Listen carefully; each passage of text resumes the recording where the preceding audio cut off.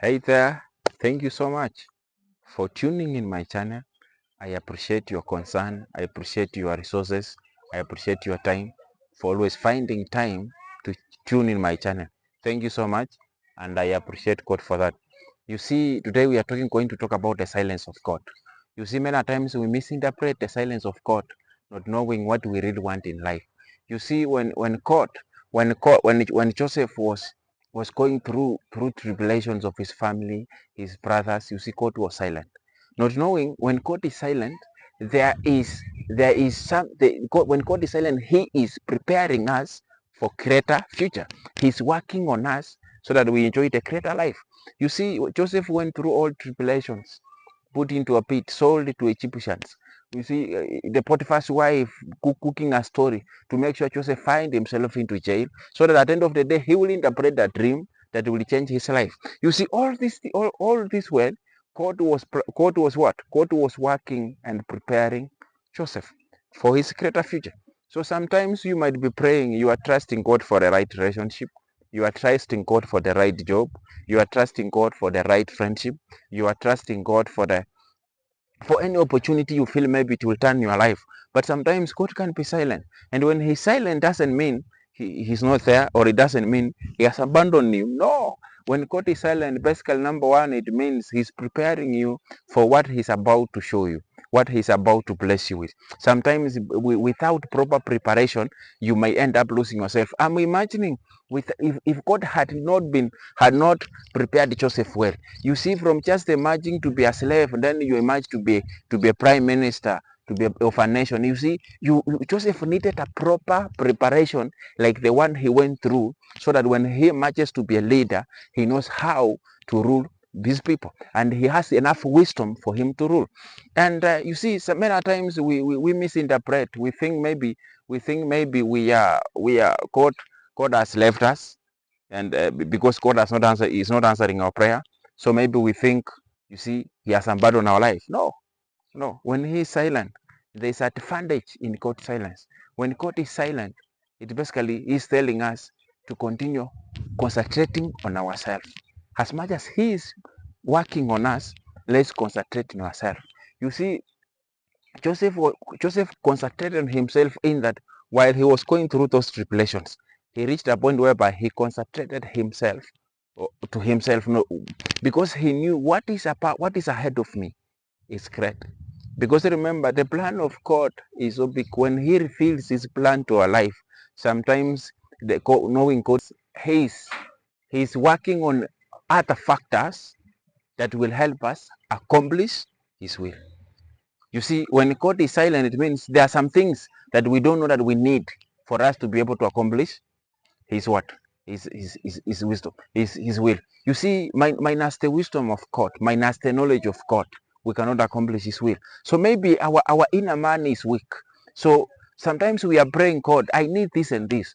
But maybe God is working on us to make sure that finally when He gives us this thing we are praying for, we have the enough capacity to hold on to these blessings. Because remember, the blessings of God doesn't come with sorrow. The blessings of God comes with enjoyment. So sometimes when God blesses you, He makes sure that He has prepared you enough. He has worked on all factors that they are considered to make sure you're going to enjoy His blessings. So sometimes you might be praying, but God is silent. It doesn't mean God has abandoned you. No, it means God is working on other things we need for us to accomplish His will. So sometimes you might be asking God, why? Maybe you are in a relationship.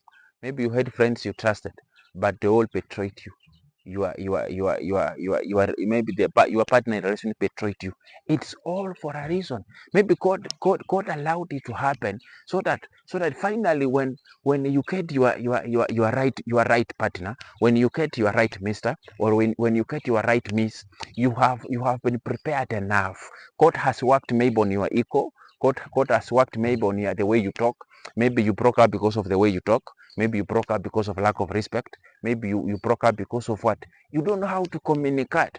But now God allowed it to happen so that He works on you see, so that finally when you get the right man or the right woman or lady that God has designed for your life, you know how to value them. You know how to communicate with them. You know how to appreciate them. You see, God doesn't allow just anything to happen without a reason. Anything happens with a reason. So maybe it happens for you to meet, for you to know, to learn some things, so that God can help you upgrade your things. Remember this: upgrading physically without mental upgrade is a very dangerous thing. So maybe God allowed you to upgrade your mental capacity, so that finally you can be able to manage. You can be able to maintain the blessings that is about to give you. That is number two. You see, God, you see David.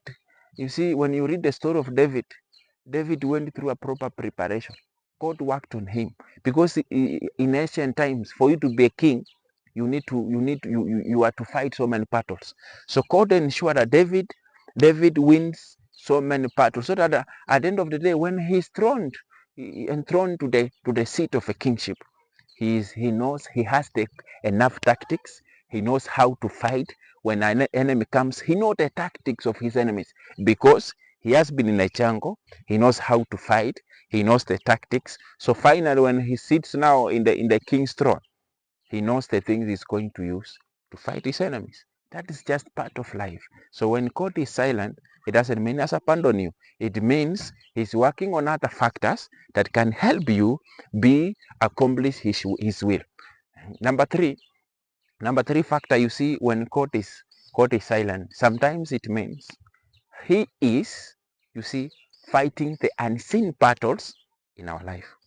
So maybe you are praying God to give you Mr. Man or Madam in your life. But when God looks at you, you don't have the capacity to hold the pressure of relationship. You don't have the capacity to hold the betrayal maybe you will encounter. You don't have the capacity to hold the critics in life. You see, God can be fighting those unseen battles, so that finally, when you become who He wants you to be, you are going to enjoy life. You are not going to live a life of what? You are not going to live in a life of inferiority, but you're going to live a life of enjoyment. You're going to enjoy life because God has fought all your unseen battles. Sometimes as human beings, we go through a lot of battles which are unseen.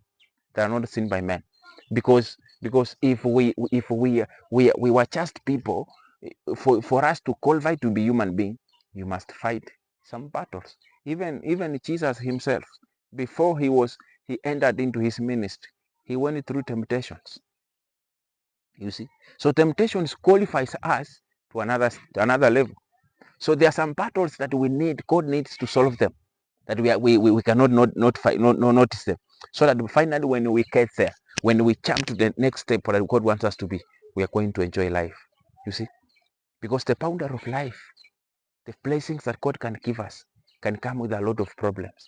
So if we are not going to allow God to work on us, so that to make sure that these problems we may encounter when we are blessed, you see, we are going to have trouble.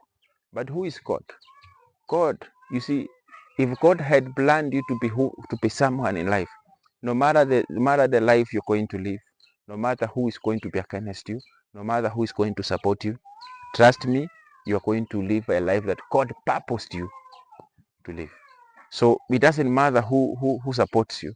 It doesn't matter if God is answering your prayers now, or you are asking God about anything, but God is silent. Once God has authorized, once God had put a seal on your life, you are going to win. And remember this: God will always make sure the blessings He gives you, you're going to enjoy. So sometimes when God is silent, it means there are some battles that God is fighting for us, which we cannot see. So when you are praying, you might be praying, maybe you need God you need God to do something for you, and God is not telling you anything. Don't lose hope. Keep on holding on to Him. He's about to give you the best of the best. Thank you so much. It's a pleasure encountering with you, and I hope you will enjoy. Thank you so much.